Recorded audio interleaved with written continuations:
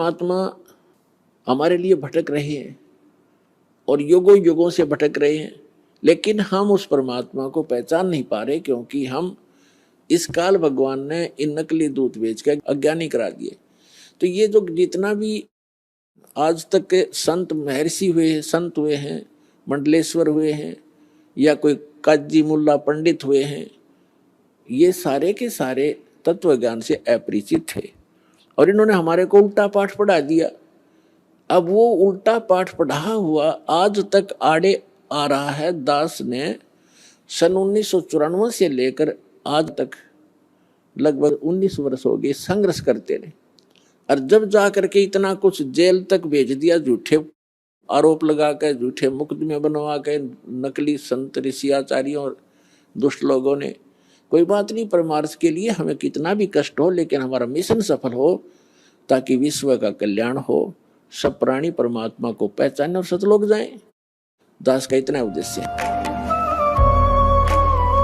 जी। आपका गुरु भगवान श्री कृष्ण है। श्री कृष्ण भगवान पूर्ण अवतार हैं। कृष्णस्तु भगवान स्वयं। हर पहलू इस अवतार का अपने आप में एक प्रेरणा है। कोई भी उनकी लीला लें, कोई भी उनकी भाव भंगिमा लें, वो सब कुछ जीवन की एक प्रेरणा के रूप में है। भले वो माखन चोरी की लीला हो, वो एक भाव के स्वीकार करने की लीला है, या उनकी वंशी नाद हो, वो प्रेम का एक दिव्य नाद है, या उनका गीता ज्ञान हो, वो मानव मात्र की जागृति का एक आह्वान है।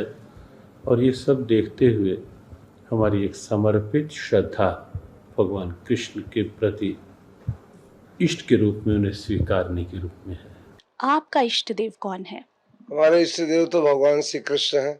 हम तो उन्हीं के लिए जन्म जन्मांतर तक उन्हीं की सेवा के लिए आराधना करते हैं कि उनकी कृपा मिले, जिससे कि अंतिम समय जब हम प्रयाण काल होता है, जब हम शरीर छोड़ें, तो भगवान का कीर्तन करते, उनका स्मरण करते हुए हम उनके धाम में प्रवेश करें। हरे कृष्ण।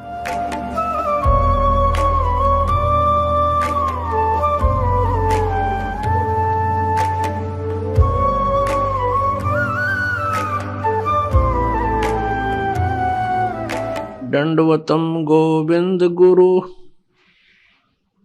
बंधु अविजन सोए, पहले भये प्रणाम तिन नमो जो आगे होए। ग्रीव नमो नमो सतपुरुष को, नमस्कार गुरु की नहीं। सुर नर मुनि जन साधुआ, संतों सर्वसदी नहीं। सतगुरु साहेब संत सब डंडो तुम प्रणाम, आगे पीछे मध्य हुए तिनको जा कुर्बान। अनंत कोटि ब्रह्मांड में बंदी छोड़ कहाए, सो तो एक कबीर हैं जननी जने नमाए। अनंत कोटि ब्रह्मांड का एक रति नई बार, सतगुरु पुरुष कबीर हैं कुल के सिरजनहार। पुण्यात्माओं, आध्यात्मिक ज्ञान इतना उलझ चुका है कि इसको सुलझाना बड़ा कठिन हो रहा है। हमारे पूज्य देव, हमारे इष्ट देव अनंत कोट ब्रह्मांड के कुल मालिक, सर्व ब्रह्मांडों के रचनहार कबीर देव जी, कबीर साहब, जो बनारस में भारतवर्ष की पावन धरती पर काशी शहर उत्तर प्रदेश में एक लहर तारा नामक तालाब के ऊपर खिले हुए कमल के फूल पर वो पूर्ण परमात्मा नवजात शिशु रूप धारण करके प्रकट हुए थे। ये हमारे पूज्य देव हैं, इष्ट देव हैं। और जो 120 वर्ष तक इस धरातल पर रहे, जुलाहे की भूमिका की, ये पूर्ण परमात्मा है, असंख्य ब्रह्मांड के सृजनहार हैं, ये पूर्ण मोक्षदायक है। पुण्यात्माओं, आज कुछ पुण्यात्माएं परमेश्वर के विषय में सुनकर अचंभित होंगे कि कबीर जी तो आज तक हमने कभी परमात्मा के रूप में नहीं सुना, क्योंकि हमने उनको एक कवि तक ही सीमित रखा हुआ था। लेकिन परमात्मा की जीवनी, उनकी लीला की कथाओं से स्पष्ट है, और साथ में पवित्र वेदों, पवित्र श्रीमद् भगवत गीता आदि सदग्रंथों से प्रमाणित है कि वो कबीर परमात्मा असंख्य ब्रह्मांड का स्वामी है। आध्यात्मिक ज्ञान इतना उलझ चुका है कि इसके सुलझाना बड़ा कठिन हो रहा है। परमेश्वर कबीर देव जी जो हमारे इष्ट देव हैं, वे स्वयं ही सत्यान देने के लिए धरातल पर आते हैं, अपने सनातन परम धाम से चलकर गति करके सहशरीर आते हैं, और कुछ दिन यहाँ अपनी लीला करके सहशरीर चले जाते हैं। तो उन्होंने स्वयं ही आकर के अपनी प्यारी आत्माओं को ये यथार्थ ज्ञान बताया। उन्होंने यहां देखा कि कोई भी व्यक्ति, कोई भी संत, कोई भी ऋषि देव तत्व ज्ञान से परिचित नहीं है, और सभी अपने अपने इष्ट को सर्वेश्वर, महेश्वर, मृत्युंजय, कालज्ञ,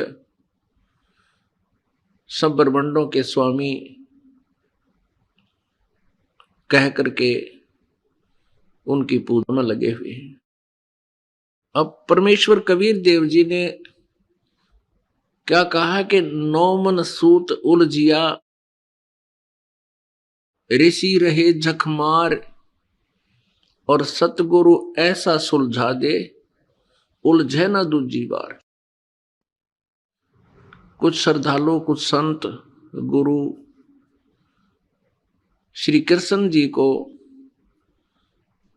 अनंत करोड़ ब्रह्मांड का नायक बताते हैं, ब्रह्मांडों का रचनहार बताते हैं, पूर्ण परमात्मा बताते हैं।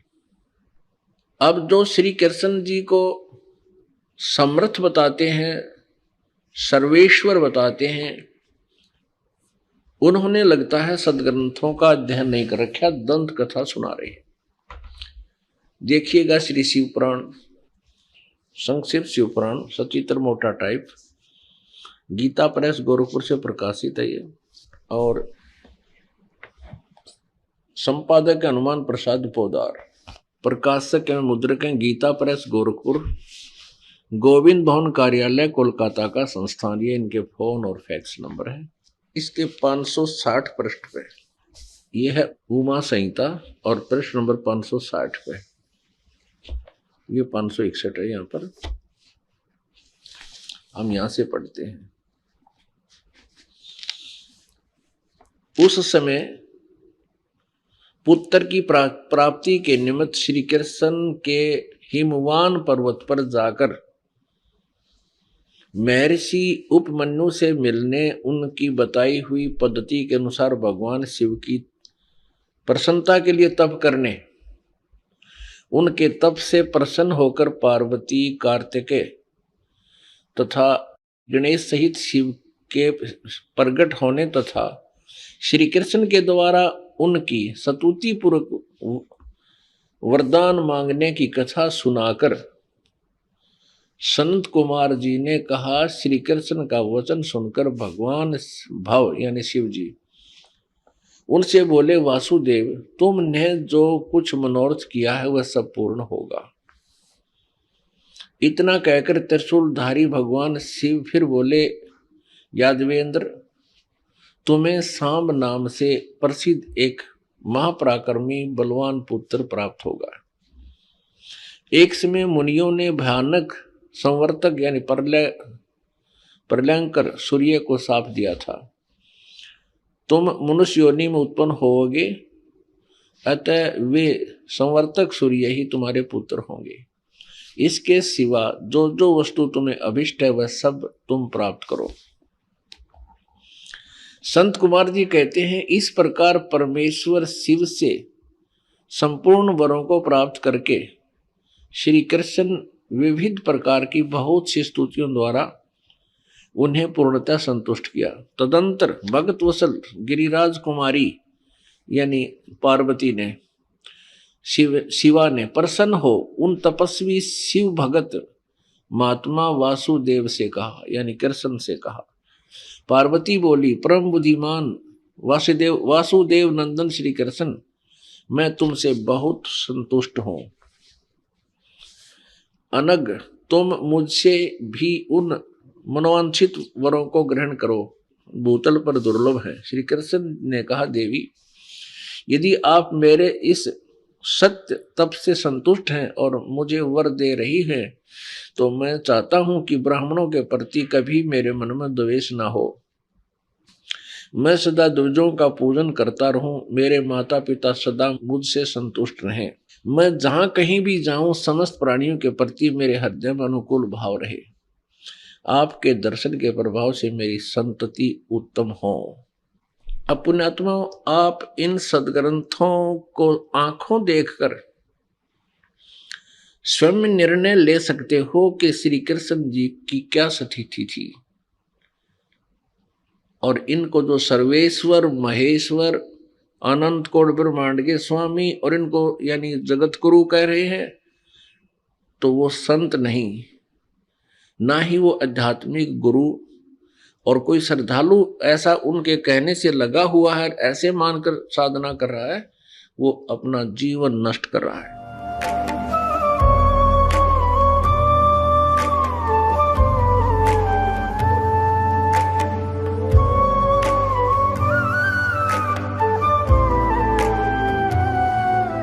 महाराज जी, क्या श्री कृष्ण जी ही विष्णु भगवान का स्वरूप हैं? जहाँ तक बात है भगवान कृष्ण और विष्णु भगवान को जब हम नारायण के रूप में लेते हैं तो वहाँ भगवान कृष्ण नारायण के ही अवतार हैं, तो उस रूप में वहाँ एक रूपता है, वहाँ की भिन्नता कहीं भेद नहीं है। आपसे जानना चाहूंगी कि श्री कृष्ण जी ही विष्णु का स्वरूप है, क्या ये सच है?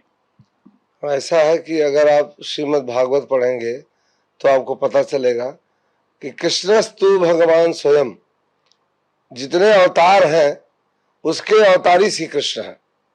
तो विष्णु, ब्रह्मा, महेश वो गुण अवतार हैं भगवान कृष्ण के, अर्थात जो रजोगुण के प्रतिनिधि हैं वो ब्रह्मा जी हैं, सृष्टि को पैदा करते हैं, बनाते हैं, निर्माण करते हैं। और जो सतोगुण के प्रतिनिधि देवता हैं विष्णु भगवान, जो पालन करते हैं। और तमोगुण के प्रधान देवता हैं वो भगवान शंकर हैं, जो सृष्टि का प्रलय करते हैं। लेकिन ये तीनों के तीनों भगवान श्री कृष्ण के प्रतिनिधि हैं। मैंने जैसे आपको बताया कि ये तीनों गुणावतार हैं। सतोगुण के रूप में भगवान विष्णु पूरे सृष्टि का पालनहार हैं, पालन करते हैं। और रजोगुण के रूप में ब्रह्मा जी उसका निर्माण करते हैं, सृष्टि का निर्माण करते हैं, सृजन करते हैं। और भगवान शंकर तमोगुण के प्रतिनिधि के रूप में उसका संहार करते हैं। कहने का तात्पर्य ये है कि ब्रह्मा जी, विष्णु जी और शिव जी श्री कृष्ण जी के ही अवतार हैं। सही, सत्य जी।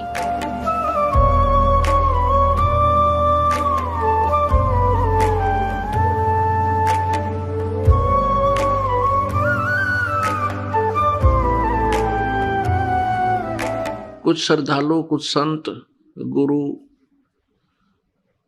श्री कृष्ण जी को अनंत करोड़ ब्रह्मांड का नायक बताते हैं, ब्रह्मांडों का रचनहार बताते हैं, पूर्ण परमात्मा बताते हैं। साथ में ये भी कहते हैं कि वो श्री विष्णु जी के ही अवतार थे, यानी श्री विष्णु जी ही स्वयं धरातल पर अवतरित हुए हैं।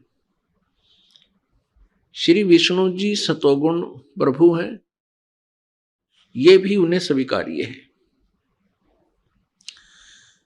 पुण्यात्मा, किसी भी निर्णय पर पहुंचने के लिए हमने कोई आधार बनाना होगा। जिन भगवानों यानी श्री ब्रह्मा जी, श्री विष्णु जी, श्री शिव जी की हम महिमा जो मौखिक सुना करते थे, और मौखिक कथा सुनाने वाले यही कहते हैं कि श्री मद भागवत सुधा सागर में ऐसा लिखा है, और श्री शिव पुराण में ऐसा लिखा है, श्री विष्णु पुराण में ऐसा लिखा है, श्री देवी पुराण में ऐसा लिखा है। और उन पवित्र पुराणों को आधार बता करके ये कहा करते थे कि कह रहे हैं अब भी कि ब्रह्मा विष्णु महेश अजन्मा है, इनकी जन्म मृत्यु नहीं होती। कुछ एक इतना तो मानने लग गए हैं विश्वास के ज्ञान को सुनकर कि वो सर्ग के अंत में विराट परमात्मा में लीन हो जाते हैं और फिर प्रारंभ में वो फिर प्रकट हो जाते हैं। ये इनका भ्रमित ज्ञान है, लोक वेद है, दंत कथाएं हैं, यथार्थ ज्ञान नहीं है। श्री कृष्ण जी सतोगुण प्रभु हैं। एक ब्रह्मांड के अंदर एक विभागीय मंत्री जानो, सतोगुण विभाग के एक मंत्री यानी साहेब हैं, इतने स्वामी हैं, इतने प्रभु हैं। ये अनंत कोट ब्रह्मांड के नायक नहीं है। इनके समांतर शक्ति श्री ब्रह्मा जी ये रजोगुण विभाग के स्वामी हैं और स्वयं भी ये रजोगुण युक्त हैं। श्री कृष्ण जी उर्फ श्री विष्णु जी ये भी सतोगुण युक्त हैं, सतोगुण है ये। और इन्हीं के समांतर श्री शिव जी जो तमोगुण है, ये भी एक विभाग के मंत्री हैं एक ब्रह्मांड में। और 3 लोकों पर, पृथ्वी लोक, पाताल लोक और स्वर्ग लोक तक इन तीनों भगवानों की एक विभागीय पावर शक्ति है। इनको अनंत कोट ब्रह्मांड का स्वामी बताना, पूर्ण परमात्मा का अवतार बताना, पूर्ण परमात्मा कहना, ये भ्रमित ज्ञान है, ये लोक वेद है, यथार्थ ज्ञान नहीं है। तो पुण्यात्मा, अब आपके रूबरू कराते हैं उन सदग्रंथों को जिनमें परमात्मा के विषय में लिखा हुआ है और ब्रह्मा विष्णु और शिव जी के विषय में भी उन्हीं की इतिहास में लिखा हुआ है, वो आपके रूबरू कराते हैं।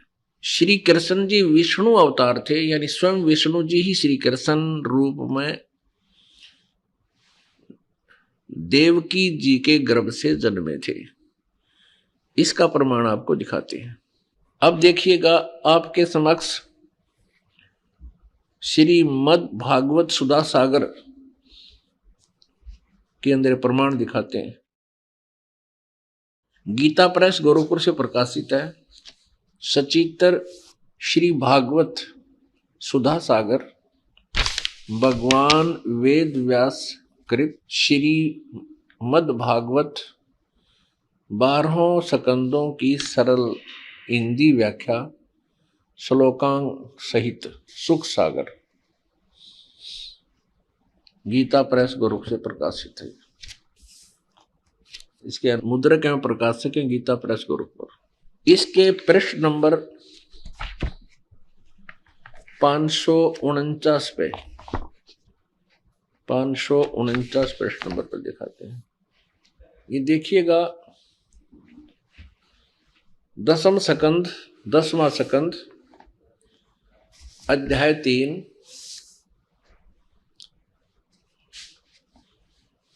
सुधा, ये श्री मद भागवत सुधा सागर से। जिस समय भगवान के आविर्भाव का अवसर आया, स्वर्ग में देवताओं की दुदुम्बियां अपने आप बज उठी। उसी समय सबके हृदय में विराजमान भगवान विष्णु देव रूपिणी देवकी के गर्भ से प्रकट हुए। जैसे पूर्व दिशा में 16 कलाओं से पूर्ण चंद्रमा का उदय हो गया हो। पुण्यात्माओं, यह स्पष्ट हो गया कि श्री कृष्ण जी ही स्वयं श्री विष्णु जी है, यानी श्री विष्णु जी ही श्री कृष्ण रूप में प्रकट हुए।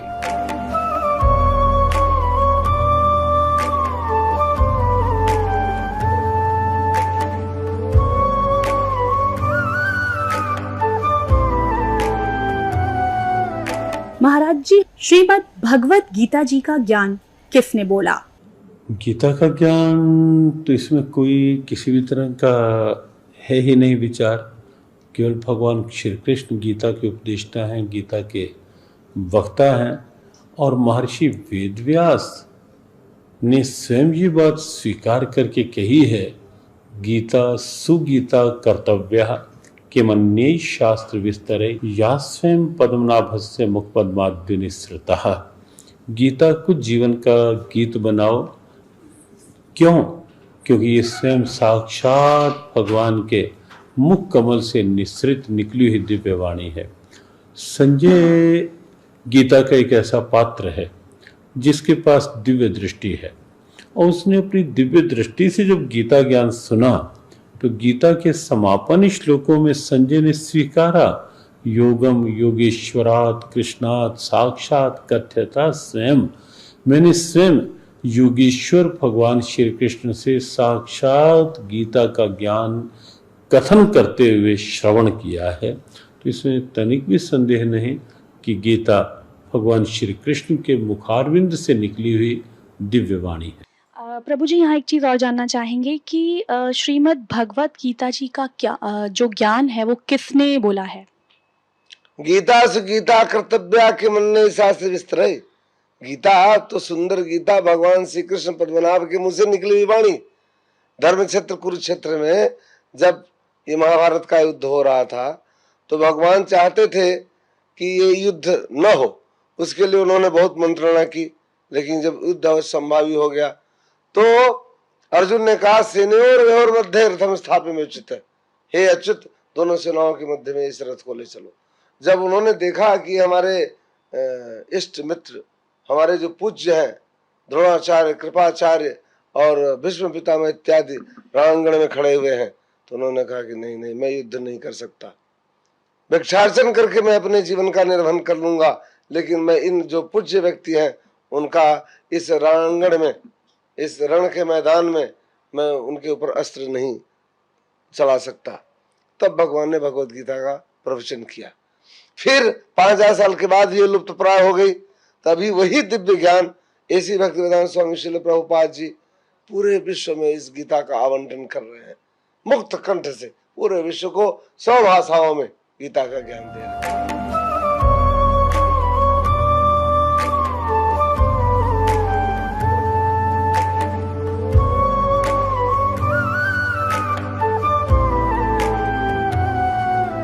पुण्यात्माओं, अभी तक आप जिससे भी बात करते हो कि श्री गीता जी का ज्ञान किसने बोला, तुरंत कह देते हैं, तपाक से कह देते हैं श्री कृष्ण जी ने बोला। इसमें कोई दो राय नहीं है।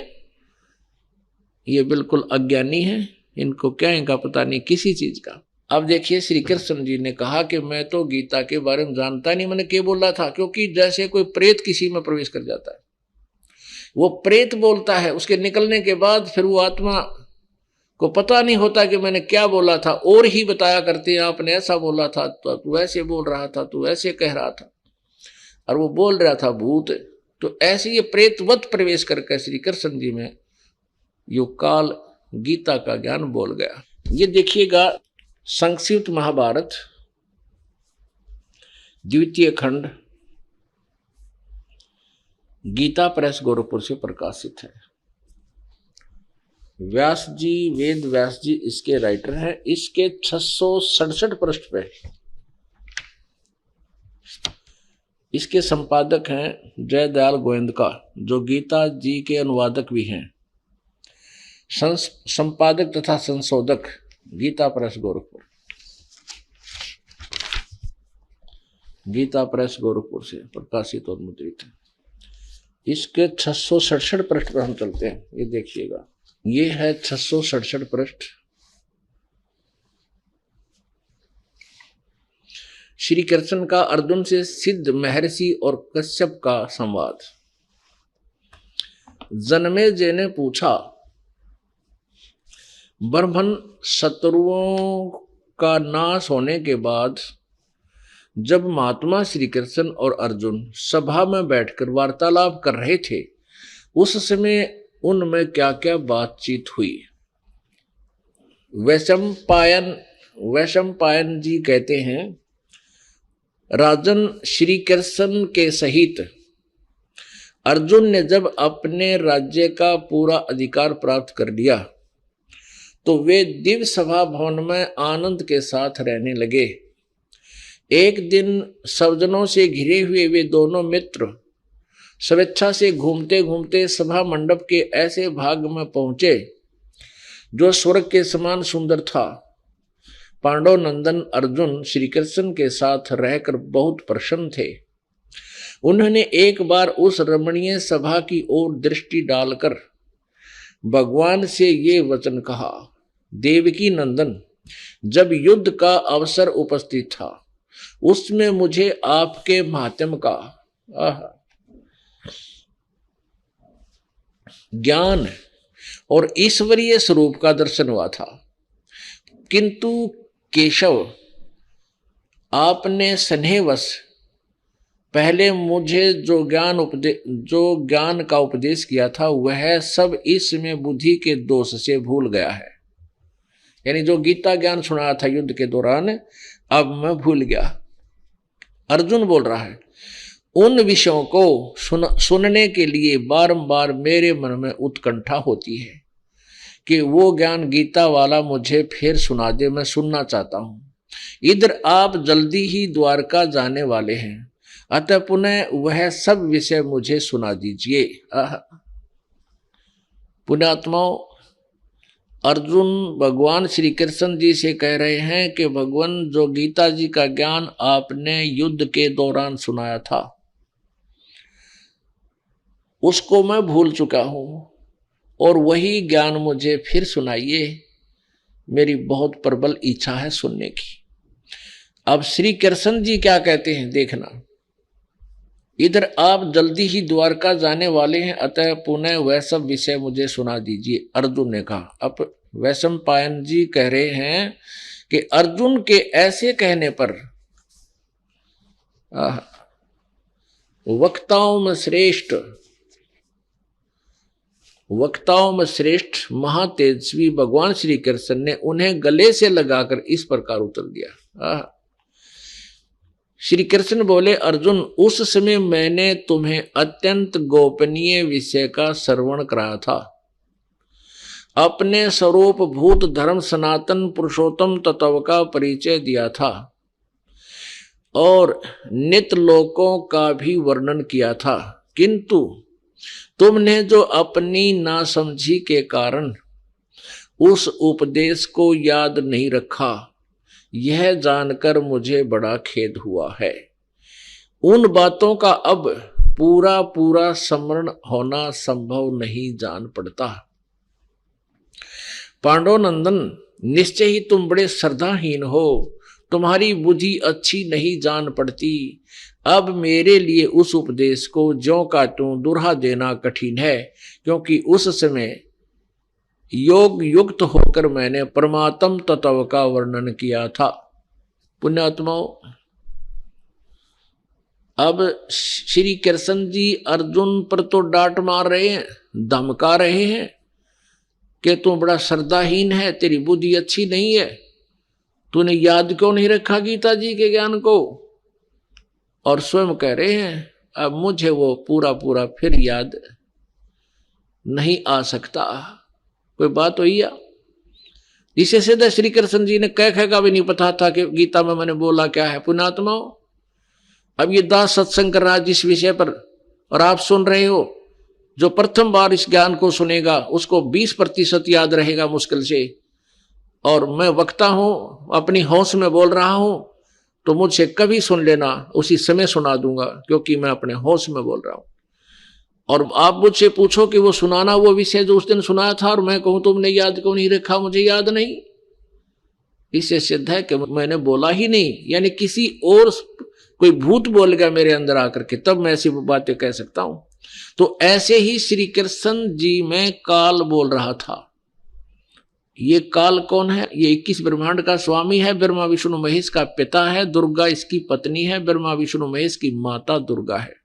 ये काल जो है, इसने गीता जी अध्याय नंबर 4 के श्लोक नंबर 5 और 9 में ये स्पष्ट किया है कि अर्जुन तेरे और मेरे बहुत जन्म हो चुके, तू नहीं जानता, मैं जानता हूं। मेरे जन्म और कर्म अलौकिक हैं, दिव्य हैं। अब कैसे कर्म दिव्य हैं? अब जैसे श्री कृष्ण में प्रवेश करके भूत की तरह, प्रेत की तरह अपना उल्लू सीधा कर गया, नाश करवा दिया। अर्जुन नटे, कृष्ण नटे, मना करे हम नहीं करते ऐसे युद्ध ना। पहले कृष्ण जी भी मना करे थे कि नहीं ऐसा जुल्म नहीं करना चाहिए, और यहां तक प्रतिज्ञा कर ली थी महात्मा ने, श्री कृष्ण जी ने, कि मैं युद्ध नहीं करूंगा, हथियार भी नहीं उठाऊंगा, क्योंकि युद्ध नहीं चाहते थे। वो बड़े शांत प्रिय महापुरुष थे, सतोगुण भगवान है। लेकिन काल ने उसमें प्रवेश किया और अर्जुन को डराया, भयंकर रूप दिखा करके।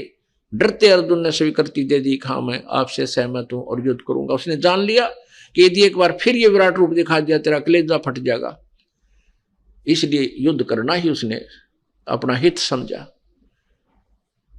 तो अभी आपको दिखाते हैं इसके जन्म और कर्म कैसे अलौकिक हैं। ये कर्म कैसे अलौकिक करता है, देखिएगा। श्री विष्णु पुराण, गीता प्रेस गोरखपुर से प्रकाशित।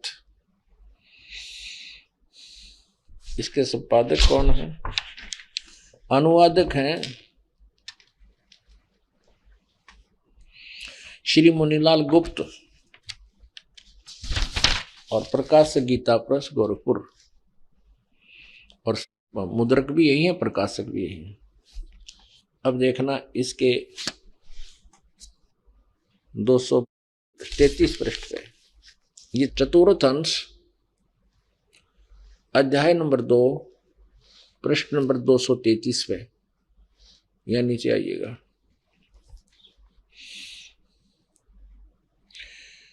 ये श्लोक नंबर 22 से लेकर 26 तक हम पढ़ेंगे। पूर्व काल में त्रेता युग में एक बार अति भीषण देव असुर संग्राम हुआ, देवताओं और राक्षसों का युद्ध हुआ। उसमें महाबलवान दैत्यगण से पराजित हुए देवताओं ने भगवान विष्णु की आराधना की। अब इन देवताओं ने आराधना तक की विष्णु की, और आ गया युग काल विष्णु रूप धारण करके। ये कहता है चतुर्भुज रूप भी बड़ी मुश्किल से अपनी कृपा से किसी किसी को दिखाता हूं। तब आदि अनंत शून्य अशेष जगतपति पालक श्री नारायण ने देवताओं से प्रसन्न होकर कहा, आप लोगों का जो कुछ भी अभिष्ट है वह मैंने जान लिया है। उसके विषय में यह बात सुनिए। राज ऋषि ससाद का जो पुरंजय नामक पुत्र है, उस अक्षत्रिय श्रेष्ठ के शरीर में मैं अंश मात्र से अवतीर्ण होकर, यानी भूत की तरह प्रवेश कर उन संपूर्ण दैत्यों का नाश करूंगा। अतः तुम लोग पुरंजय को दैत्यों के युद्ध वध के लिए तैयार करो, यानी वहां पुरंजय को खड़ा कर लो युद्ध में, मैं उसमें प्रवेश करके सब न मार दूंगा। अब जैसे श्री कृष्ण में आकर यू काल प्रवेश कर गया और युद्ध करा दिया। कृष्ण जी तो नटे थे, और जब अर्जुन मना करने लगा तो श्री कृष्ण तो तुरंत कह देते, चल भाई बहुत अच्छा, नहीं लड़ते। तो उसमें यू काल प्रवेश कर गया श्री कृष्ण में, और वो अपना उल्लू सीधा करने के लिए उसको डरा धमका के और युद्ध करवा दिया। तो इस प्रकार ये कहता है कि मैं उनके अंश मात्र से, राजर्षि ससाद का जो पुरंजय नामक पुत्र है, उस अक्षत्रिय श्रेष्ठ के शरीर में अंश मात्र से स्वयं अवतीर्ण होकर उसमें प्रवेश करके उन संपूर्ण दैत्यों का नाश करूंगा। अतः तुम लोग पुरंजय को दैत्यों के वध के लिए तैयार करो। और ये प्रमाण और कमाल का है, 242 पृष्ठ पे यही चतुर्थ अंश और अध्याय नंबर 3 श्री विष्णु पुराण 242 पृष्ठ नीचे आइएगा। ये तीसरा अध्याय है। पूर्व काल में रसातल में मौने नामक 6 करोड़ गंधर्व रहते थे। उन्होंने समस्त नागकुल के प्रधान रतन और अधिकार छीन लिए थे। गंधर्वों के पराक्रम से अपमानित उन नागेश्वरों द्वारा स्तुति किए जाने पर उसके श्रवण करने से जिनकी विकसित कमल सदृश आंखें खुल गई हैं, निद्रा के अंत में जागे हुए उन जलसाई भगवान सर्वेश्वर को प्रणाम करके उनसे नागगण ने कहा, यानी विष्णु रूप में आ गया युग काल, भगवान इन गंधर्वों से उत्पन्न हुआ हमारा भय किस प्रकार शांत हो। तब आदि अनंत रहित भगवान पुरुषोत्तम ने, अब ये वक्ता इस काल को कभी पुरुषोत्तम और कभी कुछ भी कहा, कुछ भी कहो, लेकिन ये काल के विषय में जानकारी समझो। अब आदि अंत रहित भगवान पुरुषोत्तम ने कहा, इस काल ने कहा विष्णु रूप में प्रकट होकर, क्योंकि ये विष्णु पुराण चल रहा है। योनासव के पुत्र मानधाता का जो पुरुकुत्स नामक जो पुत्र है, उसमें प्रविष्ट होकर मैं भूत की तरह प्रवेश करूंगा उसमें, और उन संपूर्ण दुष्ट गंधर्वों का नाश कर दूंगा। योनासव के पुत्र मानधाता का जो यह पुरुकुत्स नामक पुत्र है, उसमें प्रविष्ट होकर मैं उन संपूर्ण दुष्ट गंधर्वों का नाश कर दूंगा। पुणात्माओं, ये गीता ज्ञानदाता कह रहा है कि मेरे जन्म और कर्म दिव्य हैं। अब कर्म दिव्य ऐसे हैं कि ये स्वयं किसी के सामने नहीं आता। अभी आपने गीता जी अध्याय नंबर 7 के श्लोक नंबर 24 और 25 में आंखों पढ़ा और दास से सुना, और ये ऐसे कर्म करता है किसी दूसरे में प्रवेश करके, और सब कुछ करना वो कर जाता है, और स्वयं किसी के समक्ष अपने यथार्थ रूप में नहीं आता। ये कहता चतुर्भुज रूप में भी मैं कभी किसी पर अनुग्रह करके बेसिक दर्शन दे दूं, ना कोई जप से, ना तप से, ना क्रिया से, ना दान से, यानी भले के लिए तो मैं किसी ने दर्शन दूं को ना, अपनी मर्जी से किसी ने दर्शन दे दूं अनन्य भगत ने। अब जैसे देवताओं ने प्रार्थना की, विष्णु रूप में आ गया, वो ना वेदों आधार थी ना किसी और यज्ञ किया उन्होंने, सिर्फ प्रार्थना करते रहे। इसने नाश करवाना ही था और करना ही था। तो पहले तो कहता है उसमें ससाद के पुत्र पुरंजय में प्रवेश करके राक्षस मार दिए, और इसमें पुरकुष्ट में प्रवेश होकर और उनका गंधर्वों का नाश कर गया स्वयं प्रवेश करके। ऐसे कहता है मेरे कर्म अलौकिक है, अद्भुत है, तुम नहीं जान सकते। यहां ये बात क्लियर होगी, स्पष्ट होगी कि श्रीमद् भगवत गीता जी का ज्ञान श्री कृष्ण ने नहीं बोला। श्री कृष्ण जी को तो ये मालूम भी नहीं कि मैंने गीता के बोलते समय क्या कहा था। अपनात्मा, ये एक तत्व ज्ञान है। ये पवित्र श्रीमद् भगवत गीता लगभग 5000 वर्ष से पहले 5500 वर्ष के आसपास ये लिपिबद्ध की गई थी, और पवित्र हिंदू धर्म इसको शिरोधार्य मानता है और बहुत ही उत्तम शास्त्र है। लेकिन इसमें वास्तविकता क्या है ये नहीं परिचित थे, इसको नहीं जान सके।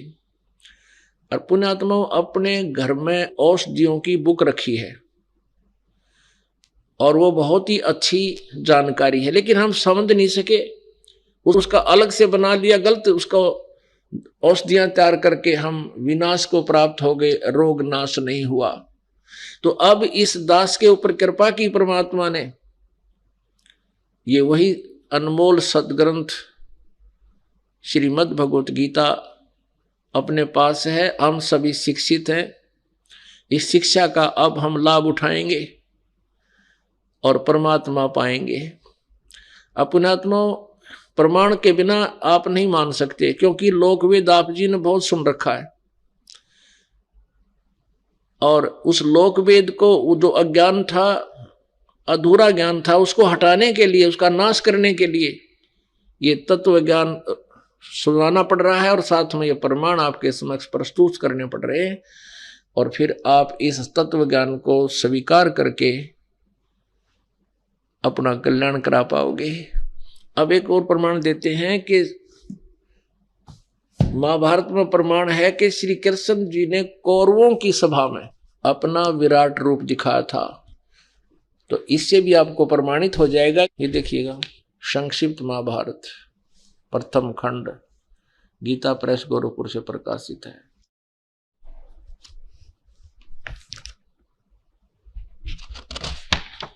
इसके वही संपादक हैं जयदयाल गोविंद का, अनुवादक भी, संशोधक और संपादक, और गीता प्रेस गोरखपुर से प्रकाशित है। ये देखिएगा, गीता प्रेस गोरखपुर से प्रकाशित है और मुद्रित है। इसके पृष्ठ नंबर 544 और 45 पर आपको दिखाते हैं। ये है उद्योग पर्व। उद्योग पर्व है दुर्योधन की कुमंत्रणा, भगवान का विश्व रूप दर्शन और कौरव सभा से प्रस्थान। ये 543 पृष्ठ से हम प्रारंभ करते हैं। यहां से दुर्योधन की कुमंत्रणा, भगवान का विश्व रूप दर्शन यानी विराट रूप दिखाना और कौरवों की सभा से प्रस्थान। ठीक है, हम अपने काम की चीज पढ़ेंगे, ज्यादा अक्षर पढ़ना तो घर पे आपके अवश्य रखे होंगे। ये 544 पे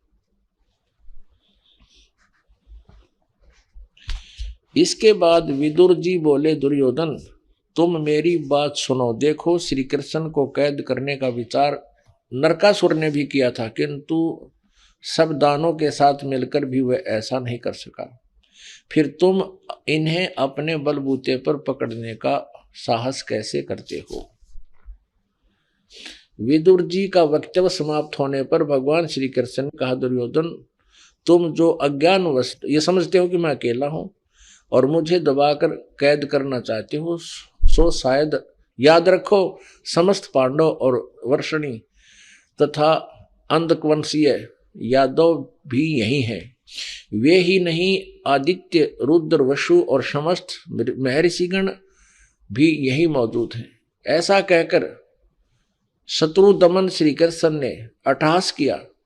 तब तुरंत ही उनके सब अंगों से बिजली सी कांति वाले अंगुष्ठा आकार सब देवता दिखाई देने लगे। उनके ललाट देश में ब्रह्मा, वक्षतल में रुद्र, भुजाओं में लोकपाल और मुख में अग्निदेव थे। आदित्य, शाज्य, वसु, अश्विनी कुमार आदि ये सब उनके शरीर से अभिन्न जान पड़ते थे। श्री कृष्ण के इस भयंकर रूप को देखकर सब राजाओं ने भयभीत होकर नेत्र मूंद लिए। केवल द्रोणाचार्य, भीष्म, विदुर, संजय और ऋषि लोग ही उसका दर्शन कर सके, क्योंकि भगवान ने उन्हें दिव्य दृष्टि दे दी थी।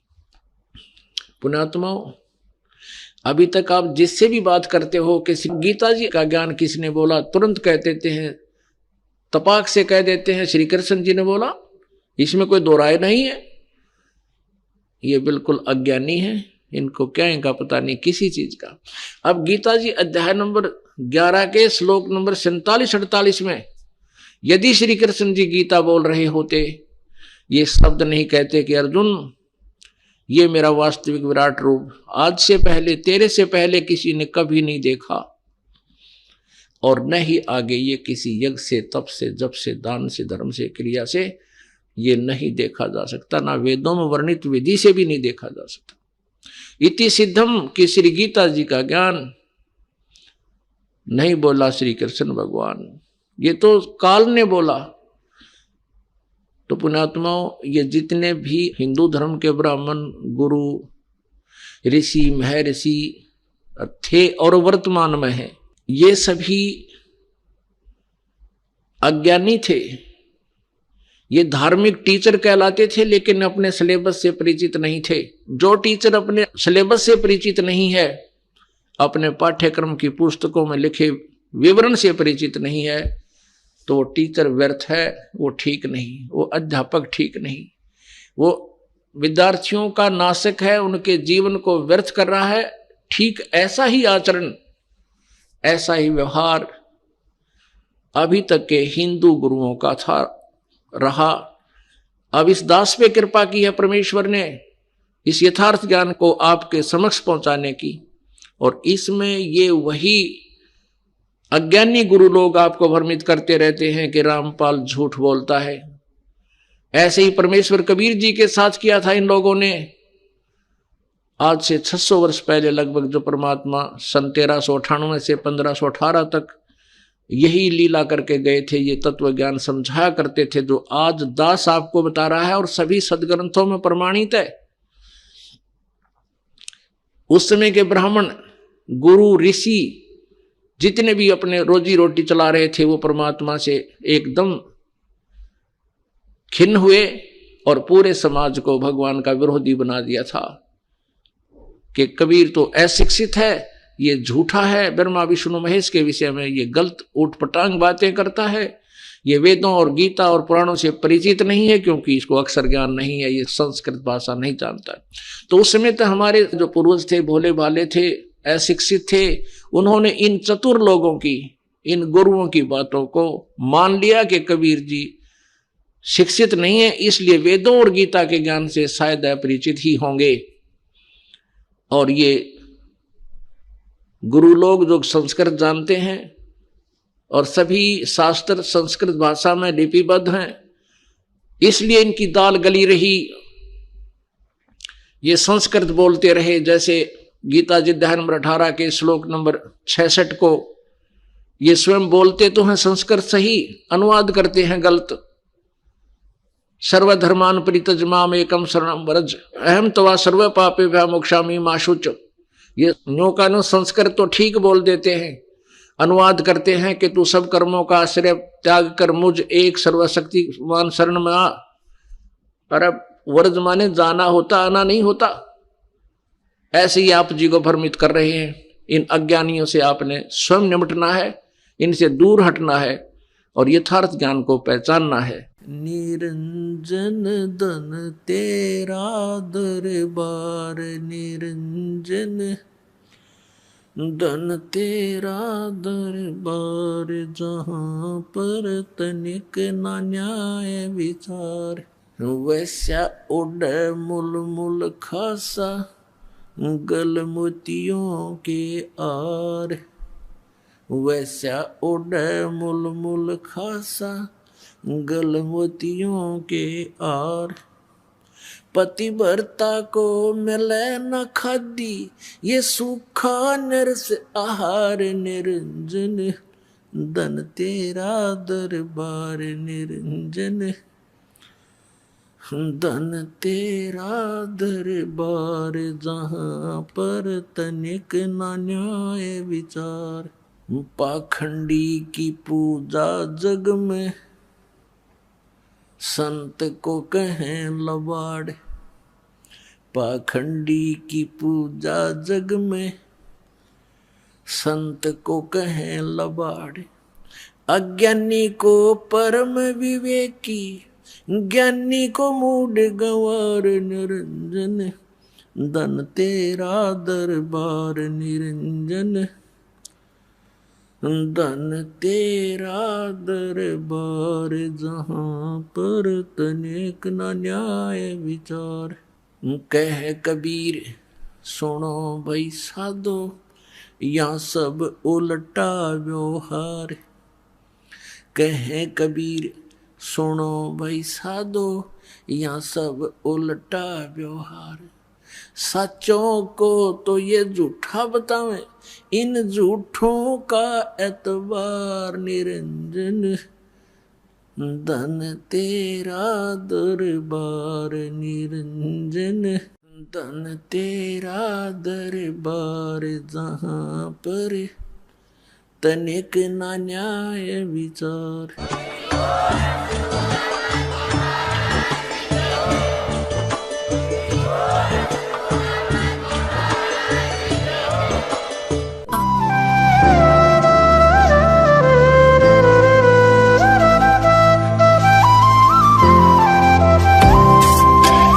सत्सहि।